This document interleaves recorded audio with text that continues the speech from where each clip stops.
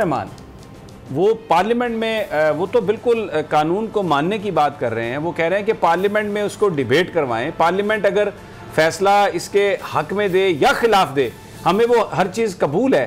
तो इसमें ये जो शेख रशीद साहब जो बयान फरमा रहे थे कि जनाब वो ज़रा शेख रशीद साहब ने जो गुफ्तगू की, मैं वो आपको छोटे छोटे हिस्से उसके सुनवाता हूँ, ज़रा पहले वो सुन लें, फिर फ़खर मैं चाहता हूँ आप इस पे बात करें। अजीब सी बातें करते रहे, फ़िक्रे कुछ कह रहे हैं, मतलब उनका कुछ मुझे भी समझ नहीं आया। अगर आपको समझ आए तो हमें टेक्स्ट कर दीजिएगा कोई कि क्या वो कह रहे हैं। सुनवाइए जी, शेख साहब क्या फरमा रहे थे। यानी वो क्या कह रहे हैं कि अपोजिशन वोट ना दे तो फिर भी स्यापा ही पढ़ना है। आप पार्लियामेंट के जो फैसले हैं वो स्यापा डालेंगे फ़खर रहमान, और क्या कह रहे हैं टाइम इज़ इक्वल, और पाकिस्तानी डॉलर जो है मुझे नहीं समझ, कंफ्यूज है, क्या परेशानी है। नहीं, ये बड़ी देखें जी, शाह साहब से जो आप बात कर रहे थे, सरवर शाह साहब से, ये बड़ा माकूल उनका मौक़िफ़ है कि अगर पार्लियामेंट में आप ये पेश करें और पार्लियामेंट ये फ़ैसला करे कि नहीं, सफ़ीर को मुल्क बदल नहीं करना, और वो उस फैसले को तस्लीम करने के लिए तैयार हैं, मानने के लिए तैयार हैं, तो मेरे ख्याल में इससे ज़्यादा पुरअमन हल जो है ना इस सारी सिचुएशन का नहीं निकल सकता। और जहाँ तक ये कहना कि जी अपोजिशन इस पे वोटिंग में हिस्सा नहीं लेगी या वो नहीं हिस्सा लेंगे, बात उन्होंने ये कंडीशन तो लगाई नहीं है कि अपोजिशन हिस्सा लेगी तो हम बात को तस्लीम करेंगे। उन्होंने तो कहा कि पार्लियामेंट ये फैसला कर दे। बेसिकली तो उन्होंने ये कहा कि पार्लियामेंट में ये रेजोल्यूशन पेश होगी तो फिर हर मेंबर जो है वो राय देगा, जिन लोगों ने उस मेंबर को इलेक्ट किया है वो भी देख लेंगे कि ये मेंबर साहब की क्या पोजीशन है इस सारे मामले पे। पूरी कौम को एक्सपोज हो जाएगा कि कौन क्या बात कर रहा है, कौन नामूस की बात कर रहा है, कौन माली फ़ायदे नुकसान की, कौन पाकिस्तान की, और फिर सारी सिचुएशन भी वाज़ेह हो जाएगी कि इसके नुकसान क्या है, इसके फ़वाइद क्या है। तो ये तो पार्लियामेंट की बालादस्ती की वो बात कर रहे हैं। ये जो इल्ज़ाम लगाना कि जी वो एक जत्था है, वो इजारादारी की बुनियाद पर बात करता है, वो ताकत की, तो भाई ये तो झूठ आपका निकल आया, ये तो हुकूमत झूठ बोल रही है। वो तो पार्लियामेंट की बालादस्ती की बात कर रहे हैं फ़खर रहमान। नहीं, बिल्कुल, मैंने आपको कहा कि ये इंतहाई माकूल मौक़िफ़ है और वो इस बात को तस्लीम करने के लिए तैयार हैं, और पार्लियामेंट से जो फ़ैसला निकलेगा वो उसको सरख़म तस्लीम करेंगे। तो इससे बेहतर तो हल इसका कोई निकल ही नहीं सकता। और इस हवाले से जैसे मैंने आपको बताया कि पहले भी सिचुएशन इस तरह की सामने आई थी और अब दोबारा आ रही है, इसके अंदर बहुत सारे लोग जो हैं वो इसको नेगेटिव तौर पर हवा दे रहे हैं। पहले तो उनको रोकने की ज़रूरत है, क्योंकि जब वो मामले का पुरअमन हल बता रहे हैं कि ये इस तरह हल किया जा सकता है, तो इसके बाद जो इसको दूसरा रंग देने की कोशिश कर रहे हैं उनके मुँह बंद करने की ज़रूरत है। अलीना, ये आपने बात सुनी, इस पे तो कोई अब यानी वो तो तहरीके लब्बैक तो पार्लियामेंट की बालादस्ती की बात कर रही है। वो कह रहे हैं हम मस्कीन लोग हैं, हमारे पास कोई हथियार नहीं, हम कानून की बात करते हैं कि आप वादा था आपका कि आप पार्लियामेंट में ये करेंगे। जरा वज़ीर आज़म साहब का वो सुनवा दें शॉर्ट जी, जिसमें वो फरमा रहे थे कि मैं पार्लियामेंट में ये लेके जा रहा हूं।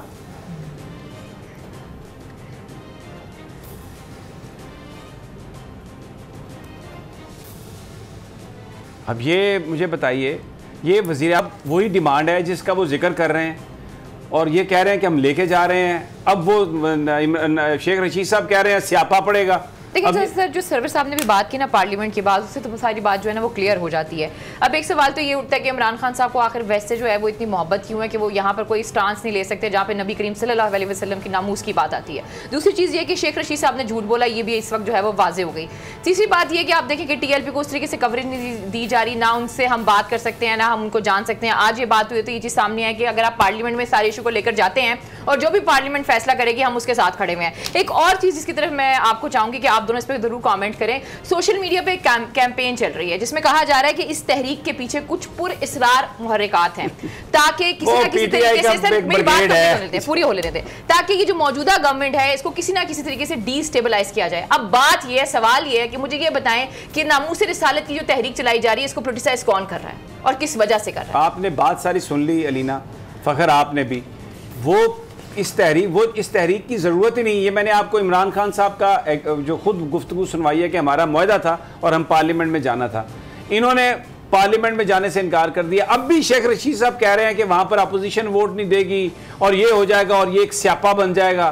तो पार्लियामेंट में ये खुद लेके नहीं जा रहा है और ये बुनियादी तौर पर जो सारी सिचुएशन है, ये इस सिचुएशन को क्रिएट करने में, मुझे तो आज जो सरवर शाह साहब से बात हुई है उसके बाद ऐसा लगता है कि हुकूमत खुद ये मामला करना चाहती है, या तो मगरिब को ये पैगाम देना चाहती है कि देखें हम बड़े लिबरल हैं और हम पता नहीं ये जो बात करते हैं नामूस की और ये जो कवानीन की, हम देखें उनके खिलाफ लड़ रहे हैं, हमारी मदद करें। मुझे तो कुछ फ़खर रहमान को ऐसी कहानी लगती है, ये तो किसी और की ये तो बात कर रहे हैं। ये तो जो लबैक के लोग जो बता रहे हैं वो तो बिल्कुल एक इंतहाई एक मुख्तलिफ कहानी है। देखें बिल्कुल मैंने आपको कहा कि जहाँ पे माकूलियत है वो आपको बिल्कुल वाज़े तौर पर समझ भी आ रही है। सॉरी बड़ी एक इंटरेस्टिंग सिचुएशन है। और अभी सैयद सरवर हुसैन शाह साहब जो मजलिस शूरा के मेंबर हैं, जो मुज़ाकराती टीम का भी हिस्सा है हुकूमत के साथ लबैक की, उन्होंने कहा कि उनका मुतालबा ये नहीं है कि फ़्रांसीसी सफ़ीर को अभी आप निकाल दें।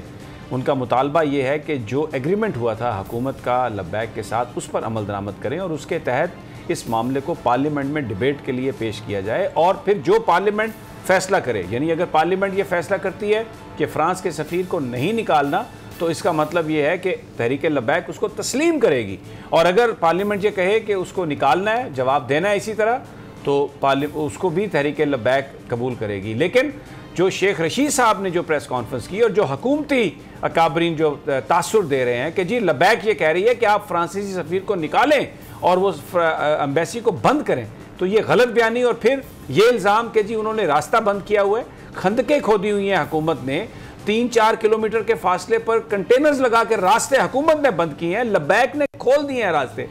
तो ये गलत बयानी आज हुकूमत की तरफ से सामने आई। लबैक ने इस हवाले से ऐलान कर दिया है कि रात 12 बजे तक अगर आपने मुआहदे को पूरा ना किया, जो आपने डेडलाइन ली थी, तो वो बुध वाले दिन नाश्ते के बाद उनका जो जुलूस है, उनका जो मार्च है, पुरअमन मार्च, जिसमें किसी के पास ना कोई असलहा है ना कोई डंडे हैं, वो बिल्कुल निहत्ते लोग हैं, कानून और आइन पर यकीन रखते हैं, दरूद पाक वो पढ़ रहे हैं, और उनका मुतालबा ये है कि जो एग्रीमेंट था कि इस आपने रेजोल्यूशन को पेश करना है पार्लियामेंट में, उसके लिए वो अपना पीसफुल मार्च और पीसफुल प्रोटेस्ट जो है वो जारी रखेंगे। मुझे ये बताएं फ़खर रहमान, अब इसके बाद वो जत्था कहाँ से बन गया? वो तो हुकूमत खुद अपने वादे अहद शिकनी रियासत मदीना की बात, ये क्या है सब? नहीं, बिल्कुल जैसे अभी आपने वज़ीर आज़म का भी शॉट दिखाया। वज़ीर आज़म ने ख़ुद कहा कि हम इसको मामले को लेके जाएंगे। मेरे ख्याल में कि इस मामले को का बेहतरीन हल जो है ना वो यही है, इसके अलावा कोई हल नहीं हो सकता। और अगर कोई इसके ख़िलाफ़ मशवरा दे रहा है तो वो फिर इंतशार की बात कर रहा है, वो बदअमनी की बात कर रहा है। और वज़ीर आज़म को इस तरह के मशवरों के ऊपर जो है ध्यान नहीं देना चाहिए, क्योंकि जब ये बात वो वाज़े तौर पर मौक़िफ़ पेश कर रहे हैं कि येस और नो दोनों को वो एक्सेप्ट करेंगे, तो मेरे ख़्याल में कि अगर अक्सरियत की राय ये हुई कि नहीं, ये पाकिस्तान के मुफाद में नहीं है कि यहाँ से किसी सफ़ीर को मुबदल किया जाए, वो मानते हैं तो वो इसको मानने के लिए तैयार हैं। तो मेरे ख्याल में इसमें कोई कबात नहीं। और मैंने पहले भी आपको कहा कि ये इंतहाई माकूल बात है, इसके ऊपर किसी भी तरह से आप बहस नहीं कर सकते, क्योंकि जब वो ये मौक़िफ़ लेकर आ रहे हैं कि आप पार्लियामेंट में पेश कर दें, तो विल ऑफ द पीपल जो है वो पार्लियामेंट से सामने आ जाएगी और इसके ऊपर जो एजिटेशन है वो ख़ुद ब खुद जो है वो ख़त्म हो जाएगी और मामला अफ़ाम व तफ़हीम से हल हो जाएगा। और देखें, जीटी रोड है या बाकी जगह पर है, जहाँ पे आपने रास्ते बंद किए हैं कंटेनर लगाकर, या इस्लामाबाद रावलपिंडी के दरमियान जो रास्ते हैं, जब आप उनको बंद करेंगे तो ख़ुद ब खुद आपकी जो इकनॉमिक एक्टिविटी है, स्कूलों की बंदिश है और जो मुलाजमीन का आना जाना है, वो तमाम का तमाम जो एक सिस्टम जो है वो लॉक हो जाएगा।